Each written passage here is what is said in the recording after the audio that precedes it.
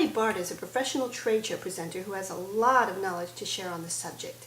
I recently spoke to her at event camp, and this is the second in my series of posts from that interview. In it, she describes the best and worst examples of trade show exhibits she's experienced.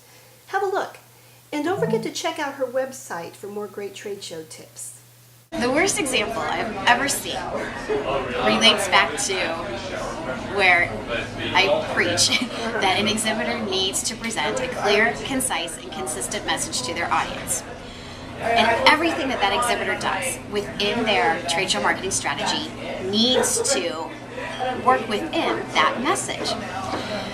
So the oddest thing that I ever saw was at a very family-oriented, PG-rated trade show in a very family-oriented, PG city with a very family-oriented, PG-rated exhibitor whose strategy for stopping attendees might not have been so effective. Because within all of this PG-ratedness, there was a very R, if not somewhat X-related activity happening in their booth where they had a motorcycle and they had two very attractive women dressed in a very little bit of leather, straddling the motorcycle and inviting attendees, men and women, to come straddle the motorcycle with them and take pictures. And it was such a disconnect that this exhibitor was literally driving people away from their booth. People were afraid or intimidated or uncomfortable to come out of the aisle and into the booth because it was such a disconnect and it didn't make sense. So it all brings it back to a clear, concise, consistent message. You cannot confuse your audience. You have to give your audience what they want. The best thing that I've seen recently at trade shows is the integration of social media. And I think that this is a huge value-added way to connect with your audience. And it fits into the budget friendliness that I mentioned, and it fits into the green related function that I mentioned because social media, most of it is free. And it's green because it's on the internet.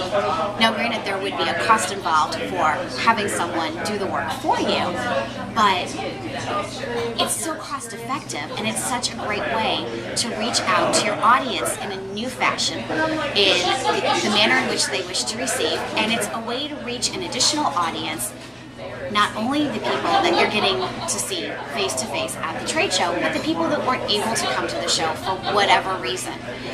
And it's been very interesting. I've been putting this out there. I've been doing it for about a year, and it's been amazing as to how it has progressed. From the first time I did it being, it was a last minute decision, we just kind of threw it in, it was an experiment, let's see what happens, and it was moderately successful. Up into the last event that I did where we were using social media to draw attendees from a humongous trade show into the booth. And attendees started communicating with each other about my client and my product, which drove even more attendance to the booth. And for people that weren't able to attend the trade show, they were asking us questions on social media that we were answering in real time. And as more people saw all of this interaction over the internet within a community, it extended the audience so much, and it was just amazing and exceeded anybody's expectation. But again, it brings it back to my clear, concise, and consistent message of it's all about attracting, engaging, and interacting with your audience. And now, in today's world, your audience is not just the person that's sitting across the table from you, it's the person that's sitting at another table in another city or another country on their computer.